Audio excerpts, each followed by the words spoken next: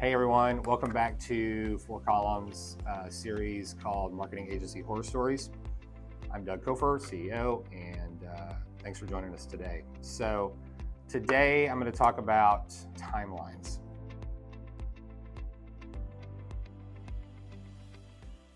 You know, it's really interesting how varied you will hear different marketing professionals, freelancers, agencies, like everybody's kind of got different thoughts about timelines for different projects. So I certainly don't want you to think that our thought processes on timelines is necessarily the end all be all. However, there's got to be limits, right? Things can't take forever. And at the same time, the other direction, obviously, the really short timeline stuff is not a horror story for our clients. You know, if stuff is urgent, then we do our best to, you know, knock stuff out and get it back in those timelines when it's really, really needed. I think that's one of the strengths of our firm, actually.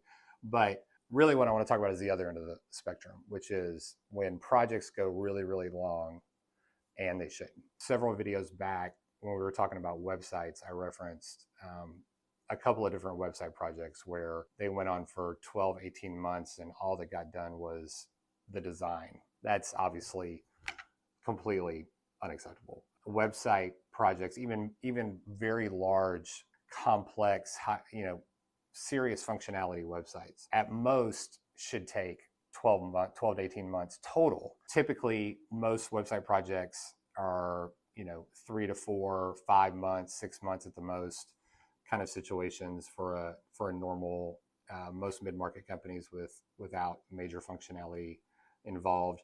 That's kind of where we, you know, fall and how we think about it.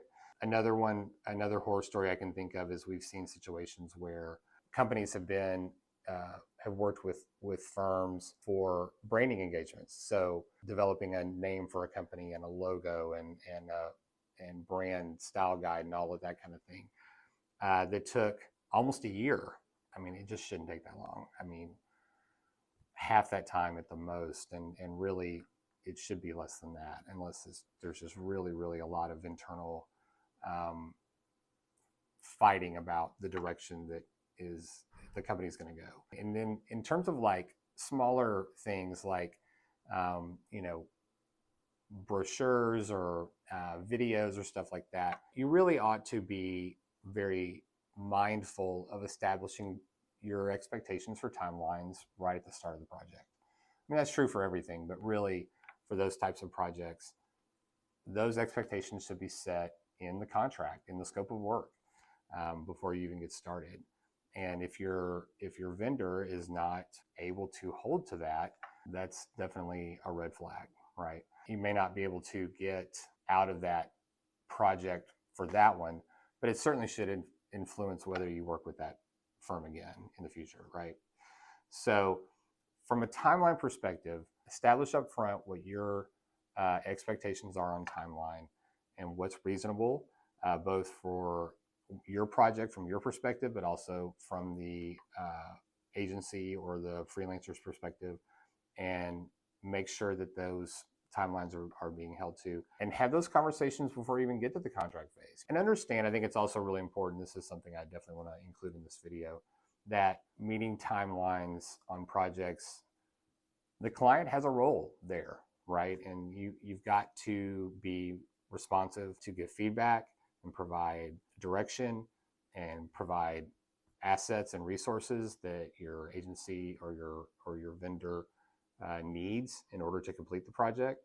It is a two-way street, but you know, a lot of times the horror stories that we've seen are situations where, especially agencies, have tended to just really take an inordinately long time to get engagements completed that should not have happened. And so that's something that we want you to be able to avoid.